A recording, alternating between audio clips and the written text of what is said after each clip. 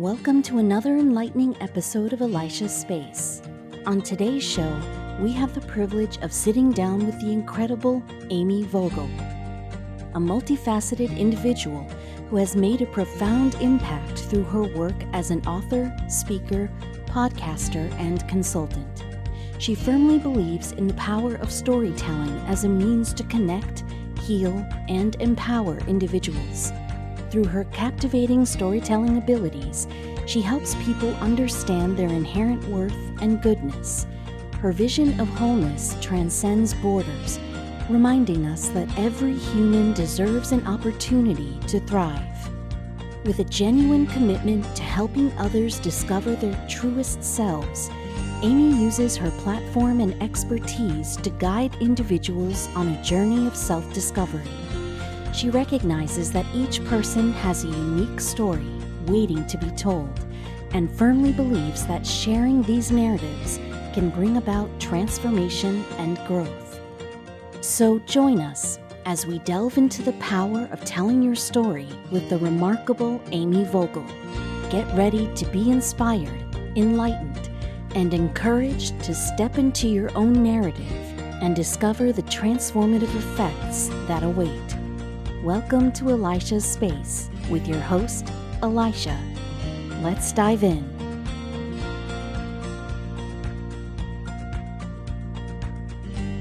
Hello, audience of Elisha's Space.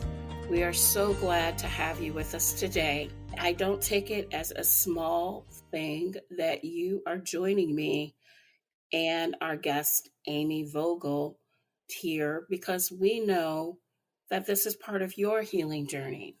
So as you take on and hear about the information and the resource that's there, my hope is that it'll take you to a better place in healing.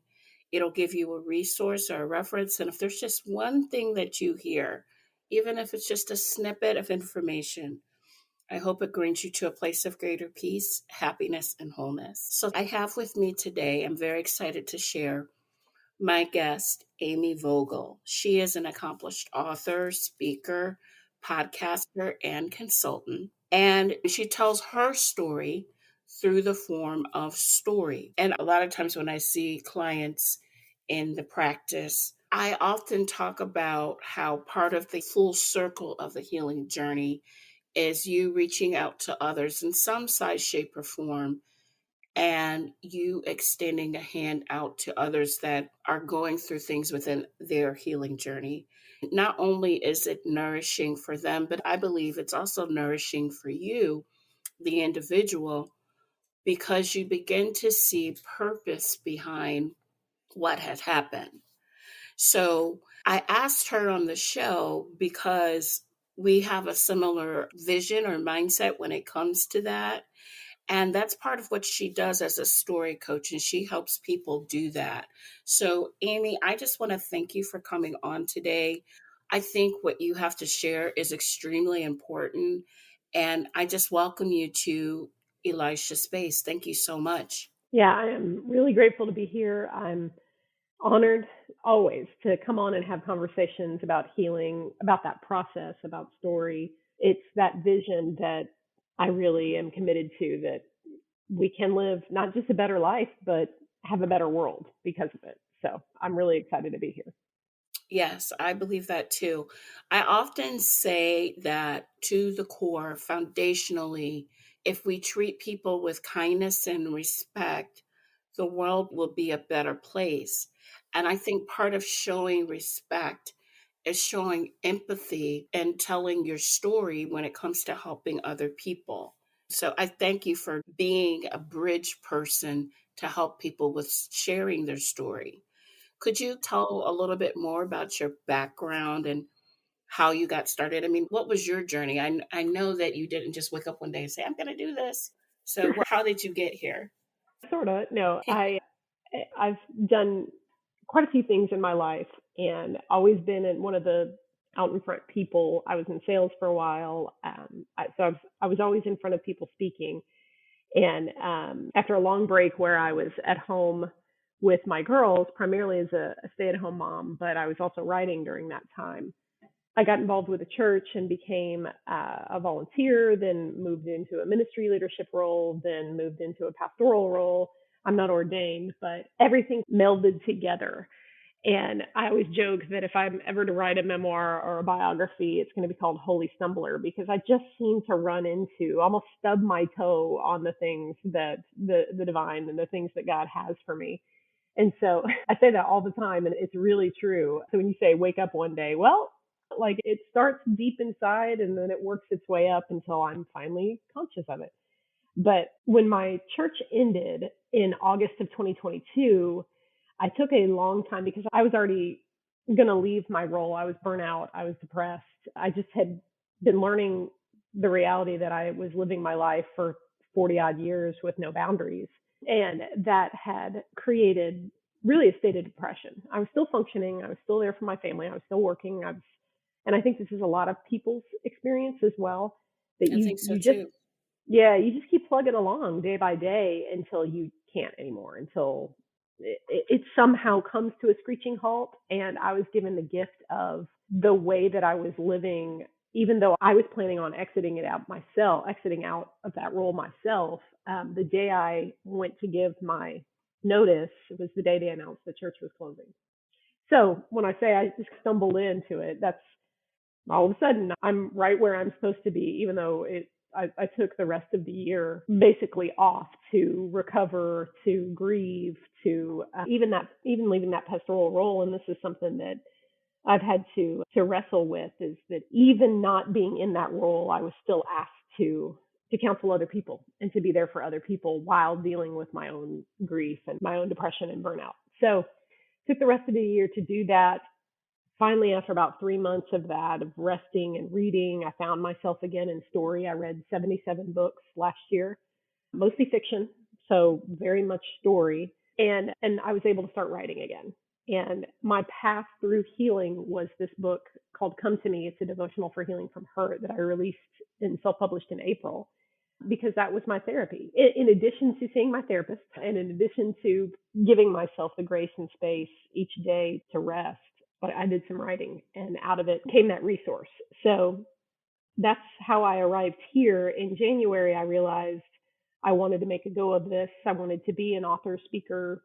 Well, the story coach thing came a little bit later. It came in about 5 or 6 months later, because I figured out book coach is somebody who helps you write a book, right? Hmm. Somebody who helps you edit, helps you coach you through the outline. And yes, I can do that, but my skills are specific around how to craft a story, whatever medium that is. So it could be a podcast, it could be a blog, it could be, there's so many ways. I was on a call with a guy yesterday, and he was talking about doing these cohorts, and I was like, why don't you turn that into an online course? And he was like, I've never thought about that. So there's just so many ways to communicate a message, communicate a vision. And that evolved as I pressed into learning how to self-publish and going to speak to different groups, and then figuring out I really like to help people communicate hope and healing. And so how am I going to do that? So this has been something that's very new. January 2023 was the launch of all of this. And so still building. And, I just love talking to people about where I've been, where I am now, and where I'm going. I had a conversation with someone a few months back, survivor of sexual assault. It's been a while. She's gone through her healing journey. And we were having this very type of conversation of how do you craft your story? Yeah. Yeah. Because you also want to do some protection too, because there may be some parties that aren't comfortable or don't want their names attached to your story. Sure. So Yeah. you And you help don't have people to with that share. too. Yeah. Yeah. Yeah. You don't have to share all the nitty gritty details. In fact, there's a lot of my own personal story that I keep close to the vest, because Right. the reality of healing is when you get to a place where you can share things, you, and however minute that detail is that you share, even saying the words, I'm a survivor of sexual assault, that is Right. part of the story. That is part of the healing, because you can say those words. And so much Right. of our history, our human history, is for thousands of years, we communicated orally. We didn't write things Hmm. down. And so hearing somebody's Right. tone and vibrato and the way that they communicate the message, the authenticity that comes from inside. That's what's compelling about story. And sometimes you can get that if somebody has a really strong voice in a book. But that's why podcasts are so popular, because people can hear my voice, they can hear your voice, and it's a much deeper level of connection. So Right. there are all different levels to telling the story. And the first step is to get to a point where you can actually even say the words, and then you go from there. Absolutely. Absolutely. And that's why I think what you're doing is so powerful. You briefly touched on this. I know you've already written some books. Can you talk a little bit about your upcoming book? Yeah, I have a really exciting project. I just love this book. So my previous two books that I've published, one was traditionally published and one was the independent book I mentioned under my publishing company. I've actually started a publishing company. And they've both been I nonfiction, suspected that you inspirational. did have a publishing company, but I didn't want Yeah, to ask. yeah, Okay. it's called A.W. Vogel Publishing. Yeah, and so Mhm. the goal is this is how we get stories out, right? Whether they're my stories or somebody else's stories. And so my first two books have been nonfiction, spiritual, Christian focused, Christian tradition focused, lots of spiritual practice. This one Mhm. coming out in January is my first fiction book, a book Really? called, yeah, and that's been so fun to write. It just uses a different part of my creative work. I love writing nonfiction, especially devotionals, because I've written so much of it. It's more like a snack versus a meal. Fiction to me is creatively a meal, right? You're communicating a lot in just a different way. And so this book is called Teleosis, and it's the subtitle is it's a novel of trauma and transformation. Ooh, I like it already. Go ahead. Yeah, and it's so teleosis is the Greek word for transformation, and it's used a lot in church circles. And so I started writing this at the same time I started writing Come to Me, and it was my way to process what I'd been through in a patriarchal system. The church denomination that I was a part of is very welcoming and is very open. I mean, as a woman, I could preach, but it still had we still got patriarchy. Everybody, the majority of people in charge are male, Mhm. and I know that that affected how I did or did not advance in the process. So processing my religious trauma, if you will, the church that I was in and the way that it was closed, processing that, where is my faith now? So I did all of this through the story of a character named Anira Bohem. And Teleosis itself in the book is a civilization. It's a civilization where she was the last high priestess. And so it's very matriarchal, very focused on women. And it was started in the creation time, the biblical creation myth, where this goes differently than how we see it. We see the fall of humanity as in Genesis 3 when Adam and Eve ate the apple, and Eve gets a lot of blame for that. In my book, I explore that never happened. The fall of Adam and Eve never happened. The fall happened when Cain killed Abel. So Okay. when harm and murder, violence entered the world, that's where things split. So it explores how this ancient civilization has come up to modern day and Anira's story in that. So it's been really fun to write because my oldest daughter was one of the two people that was reading it as I wrote it, and she was like, "I keep picturing you," and I'm like, "It's not me though. It's just like all the thoughts in my head, and I get to write it out in character form." So it's been really fun. And I think it's not just a relevant book, it goes along with this idea of a vision for a different kind of world. It's also, I think, a very different type of story, also, because I'm in the process of writing picture books. So I'm writing picture books based off of 1 Corinthians 13 on love. And it's for children, I'd say like 4 to 8, that age range. So the way you write in fiction for certain platforms or formats is very different from how you write your novel, Yeah. because I'm also in the process of writing a novel as well. Not Mm. ready to talk about it, but it's a fictional series, and I don't want to call it a romance, but it's young women in different types of relationships and how the woman is able to pinpoint different things and get through those relationships, healthy and Mm. not healthy as well. It's a series, it's like a romance, okay?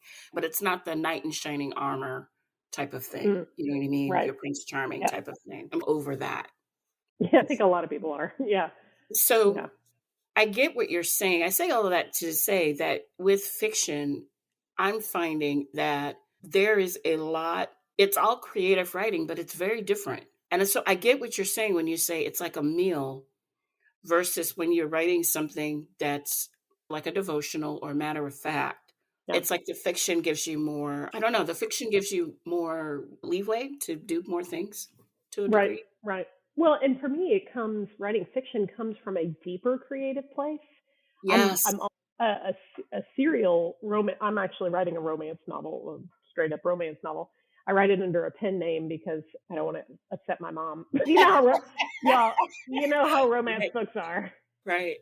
But that was also my way of processing my way out of purity culture. And while I Mhm. wasn't in a denomination that made us wear certain things, I'm a woman and I was in the church, and we still struggle with those standards and the often conflicting standards. And so I have the nonfiction, which is the devotionals, which are like a snack, and then teleosis, and I'm planning my other books that I'm going to write, the deeper fiction. And then somewhere in the middle is the romance because it's fun. It's not quite as deep, but I can still integrate pieces of real depth and real relationship. And so I have met myself in the writing too. Mhm. It's Mhm. fun. It's a lot of fun. That's what hooked me on this idea of being a story coach. It's like when you tell your story, you not only connect to somebody, you connect that person to your wider experience and the wider world, and in my case, to the divine. And so it's powerful. It's really powerful. And that's the thing that people remember, right? People remember the stories. You can give Mhm. people advice and wisdom all day long, but if you, and I have teenage girls, so I know this, if you couch it in a story, they always ask me, tell me something that happened to you when you were little. Right. Tell them a story about how I got bullied when they're struggling with a bullying kind of situation, and that sticks. That sticks with them. So story is just, it's beautiful and it's eternal. What I've also found too is the gift of telling the story when you're having a difficult conversation. So instead of telling someone, when you responded to me in this way, this is how I felt, and then it becomes something beyond what you're meaning for it to be. Right. If you tell a story, actually, it was, I think about David, and I think his name was Nathan, the Mhm. prophet, where Mhm. Nathan told a story, right, to Mhm. David. It was after, okay, so let me give context here. And I'm going from memory, so I know that there are going to be theological people listening to the podcast. I'll So help you out because forgive I love me. this story. I love this story. Right, me too. So you know exactly what I'm talking about. So let me preface this. So what happened? This was after David had his tryst, we'll call it that, with Bathsheba, and David decided that he wanted Bathsheba for himself. He didn't want her to be with her husband. So they were getting ready to go to war, and he created the scenario under his command that this man would be in the front lines of the war where he would more than likely be killed. So indirectly, what was happening, audience, is David was ordering the murder of a man. Okay. And this is David, who is after God's own heart, by the way. So through a thing, or I'm so terrible, I'm so this, I'm so that. Hey, he Yep. forgave. But anyway, moving on. And Nathan approaches David about this. And instead of Nathan telling David, I know that you had this man killed, because it was all done in secret. Right. So Nathan tells him a story similar to what David did, completely different. And then David said, oh, well, that person should be killed. That is a terrible person. That Yeah. person should be killed. And then Nathan says, but you did this same thing. Right. He's bro. To use my teenager words. Bro, Exactly. you're the man. So I think about that when it comes to having those difficult conversations with people, and how it's so important to use the art of the story so Hmm. people can hear you and really get what's going on too. Right. I used to very much use, especially in conflict with my ex-husband, I used to use analogies a lot, analogies and metaphors. And poor guy. He married a writer, and she didn't know she was a writer, but she was telling stories all the time. So he was my first audience. I I blame ask I gotta ask because it sounds you touched on the fact that you've experienced some trauma. him. Some things happened in the church that wasn't nourishing for you, let's put it that way. And then, so as a mom, just generally speaking, as a mom to girls, how do you portray your message? Because I know you had said that from your book, your girls are reading your story, and they keep saying, Well, they're reading Filiosis. They're not reading the romance book. "Oh, They're okay, not. But plus, because the characters in the book, they're a little too close to home. My character in the romance book has three daughters, and they're all just like hmm exactly. So if my children ever listen to this, which they never listen to any of my stuff, thank you, but they'll be surprised if they ever read it one day. They'll be seeing themselves in print. But in terms of sharing with them what goes on in my life and what has gone on in our family life, and I committed a long time ago to being honest with them. right, Probably honest to a fault, not to sugarcoat things. Obviously, there's an age appropriate level where you can talk about things, but you don't have to get into the details, right? Because right." they're just little brains. I remember reading the book The Hiding Place by Corey Ten Boom. That's one of my And favorite books. I love yes, I I love love how she put things together in that book. yes, but she tells a story about how she and her father were walking home from the train station one day, and she asked, I don't remember, she asked her father a question, and he said, carry my, going back to the story, he said, carry my suitcase, carry his briefcase. And so she tried to carry it for a while, and she wasn't able to. It was too heavy. And so he said, I don't want to tell you too much about this because it's too heavy for you. And that's always stayed with me when I've encountered something with my girls that I've had to tell them just to make sure that it's age appropriate, right? So they can Mhm. carry it. Love But that. Mm, yeah, it's always stayed with me. So I just do my best, to be honest. And my girls are extremely clever. They're very curious. And so they figure stuff out. They talk to each other because that's what sisters do. And then so sometimes they'll circle back and ask me questions. But I grew up in a home where there were a lot of maybe not intentional secrets, but just a lot of information that wasn't shared. And so I right. grew up with a continuous feeling of confusion, like I didn't really understand what was going on. Mhm. And I never wanted that for my girls. That was one of those things where I felt like honesty, authenticity was vulnerability was the key to making sure that not only do I have a relationship with them now in this moment, but as they grow up, they're the most important people in my life. And so I need to think long term of the kind of relationship I want to have with them. So honesty, but all the keys we know now, thanks to Brene Brown, are the keys to connection, right? Mhm. Honesty, authenticity, and transparency. In fact, last night I had a moment where, because there's a lot going on in my personal life, I hit a wall, and my 10-year-old walked in the bathroom and she said, "Are you crying?" And I said, "Yeah." And so she hugged me and she said, "Well, what do you?" Or she said, "What's wrong?" And I said, "Well, I'm just scared." And she said, "What are you scared of?" And in that moment, it was all there's so much unknown. And so I just told her, I said, just everything. I was having a moment where my fear was overwhelming and I just needed to be in that moment and let the emotion pass.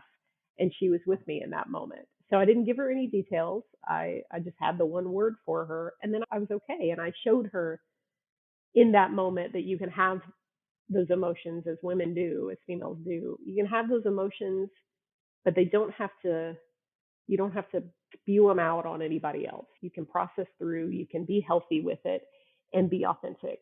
She needed to see her mom was human and I And was really human. I think it's so important. You made so many good points right there, just with that story, the art of the story, right? Right. I think you made some really good points right there because when we're talking to young people, okay, they don't even have to be our children, it can be young people. We want to keep in mind of meeting them where they are. You know what I'm saying? And there are Right. some things that's why we have flexibility on platform of story. There are some things that they may not be ready or mature enough to process what they're hearing from you. So it's always better, I think, to meet them where they are and just give them just enough. I like the word carry so that they can Yes. know what they can carry. Because a lot of times they're going through their own healing journey too, you Right. know? Right. Yeah, and who better to try and gauge what they need, but also with my teenagers. Well, one of them is a young woman, and one of them is on the cusp of really being a young adult. And Right. so you ask, also asking questions. That's a big part of stories. Knowing how to tell your stories. Are you ready for this? Are you capable of handling this? Do you really want to know?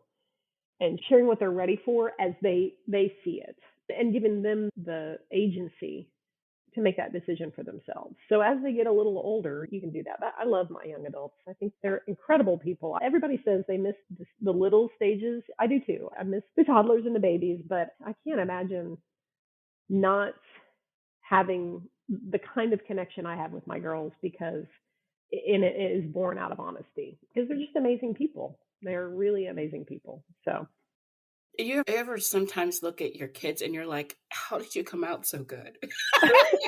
yes, yes, all the time in the church, they're like, "Oh, your kids are behaving so wonderfully," and it's Sunday morning, and I'm like, "You should have seen us on the way to church." But yeah, I'm a big fan of God's grace, because that's how we got here. Absolutely. I'm going to pivot a little bit regarding your role as being a storytelling coach.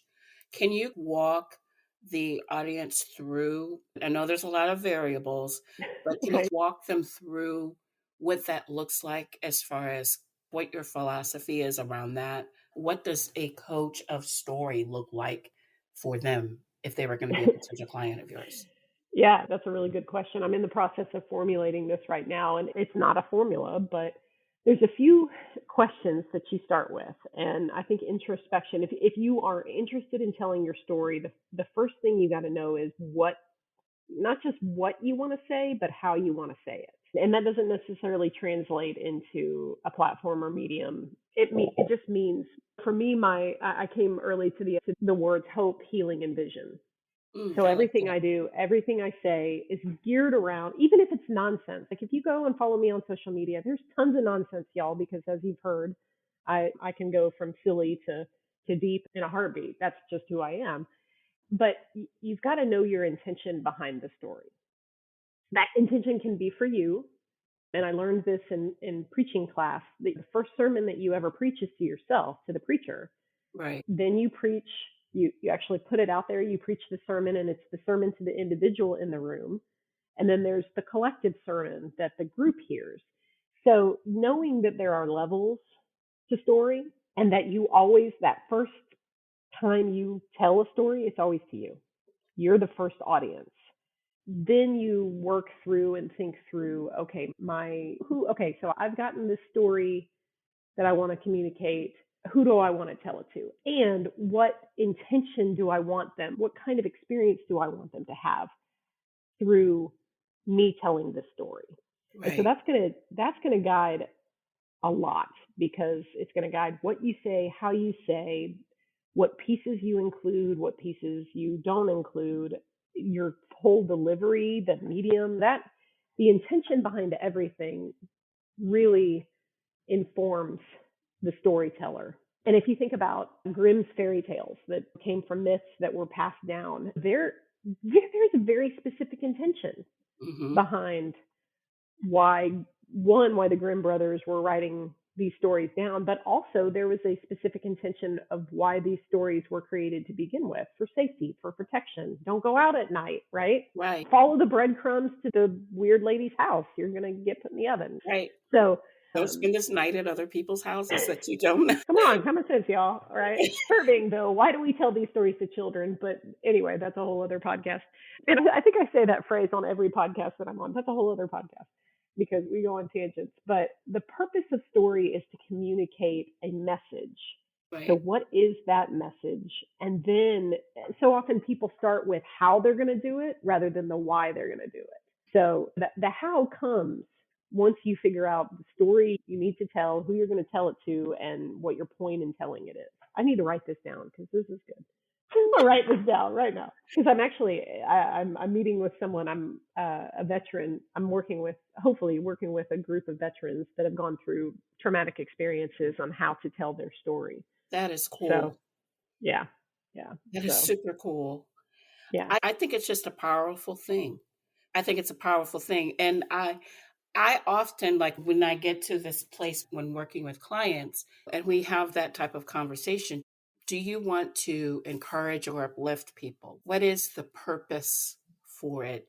Do you want to do like you were saying, a class? You know what I Hmm. mean? Do you want to do a class? Because within that, you can tell your story. There's so many different ways you can tell your story. And I think intent is so important. And you can tell the same story on different platforms in different ways.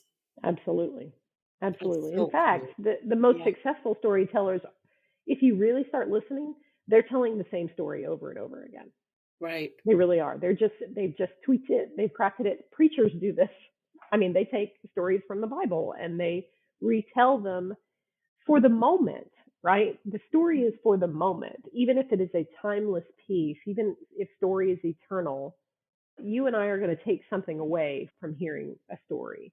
Right. And at different seasons of your life, you're going to take different things away from the story. That's why sacred texts are so impactful because there's a point in whomever is telling the story way back when, and then there's a point to telling them now, and then a point to telling them in the future. And this is a podcast where we talk about the stories around mental health, but also faith, of the Christian Mhm. faith for the Mhm. church. And what I think is so cool is we are made in God's own image, right? In the image of God, He Mhm. created us. So we are made in God's image. And within that, in His image, we are able to be creative. So think about the many different ways God has done stuff Yeah. creatively and different. Isn't that cool? I mean, it's literally limitless, and that's the same Oh, thing I with love that word. story. It's so true. Yes. Yeah, it's limitless, and we are the Imago Dei. We are the and so men and women, and especially men and women together. And this was a big part of me writing Teleosis. The power of when we do come together and when we do communicate hope and healing and vision. It's love. Really, love is what Hmm. it is. The capital L love. It it changes the course of history. It really does. Love is the most powerful force in the universe. For God so loved the world that He gave His only begotten Son. God is love. Yeah, I mean, there are so many verses that point back to God creating the world, creating humanity for a good purpose. And I think that's part of this too, is you sharing your story, I think, is an act of love towards other people. Yeah, yeah. It's Oh, that's showing good. I'm gonna write empathy. that down too. Yeah, it's showing empathy. I love doing this podcast. It shows empathy. You know what I mean? It Yeah, shows care. It lets someone know you are not alone. And that's so powerful because a lot of times we feel like when we've gone through something, we're the only one that's gone through it. And when you hear someone's story, whether it be a yeah, fiction story or a story that is not fiction, and whatever the format, a lot of times it gives you hope.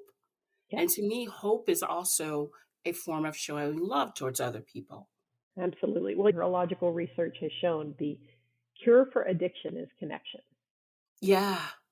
And what do human beings need but connection, to belong, to be accepted, to be known? We know this. Science has proven it. Hmm. And what better way to do that than by sharing your story? And when you share with your story with somebody, the thing about addiction is you're isolated, you're alone when you're That's in your right. addiction. And so the power of groups like Alcoholics Anonymous and Narcotics Anonymous and those groups is you come together and you share your stories and oh my gosh, I'm not alone. I can do this. I can live a different kind of life. And it's The so community of being around other people and just yeah. knowing we're all, I hate to use these pun terms now, but it's true. We're all in this together. You know what I mean? But like Right. we are not our own island. There is someone out there that has gone through a similar situation as you, a member of the audience, and it can give you hope to hear that person's story. So Yeah. imagine what it's like for someone else to hear your story, whatever Yeah, your story might be. right. And that's the intention behind it. Mm. You can share a story for your own self purposes, right? Your own selfish purposes. You can share a story that harms somebody. And when you share a story that harms someone else, whether that's an individual or a people group or something like that, deep inside, unless you're just dead inside, it feels icky. Mm. It feels icky on the inside. And Right. when you share a story of hope, I believe that's God, the light of the divine pouring out of us, and we're like, oh, it's a dual blessing. God gives so we can give, and then we get back when we get. It's all symbiotic and works together. So, Amy, I have thoroughly enjoyed this conversation because I just think it is such a powerful thing to tell your story. To be quite honest with you, I send a list out to the people I interview so that they won't be surprised by the questions and they can Right. mentally prepare themselves. I haven't even gone through half the questions That's because yeah. this has just been such a meaty conversation for the Yeah. podcast. I'd love to have you on the show again. Great. If somebody wants to reach out to you who needs help with sharing their story, how can they reach out to you as a resource? Yeah, absolutely. I appreciate that. I'm very active on Instagram. I post to Facebook as well, but I'm really active on Instagram. And on my Instagram bio and my handle on Instagram is AW Vogel. I don't know why I set it up that way, but it's AW Vogel at AW Vogel. And if you click on the links in my bio, there are different ways to contact me. There are different resources. I've got a whole bunch of stuff out there. People can email me directly at Amy Vogel, AMYVOGEL, booking, BOKING, at gmail.com.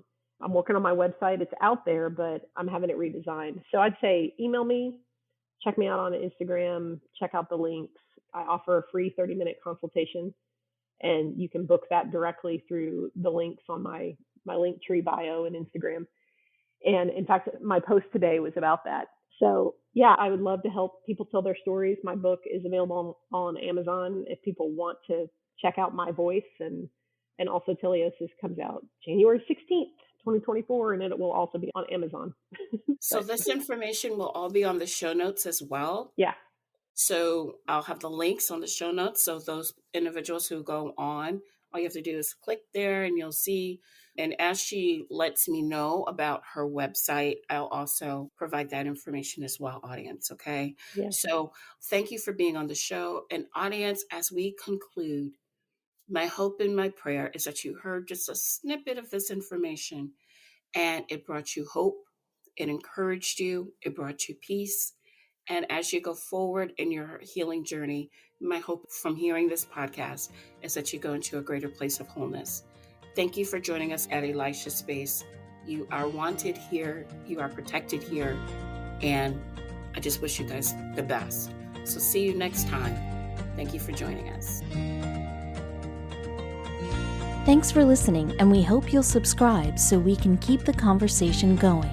Now go, move forward in your healing journey.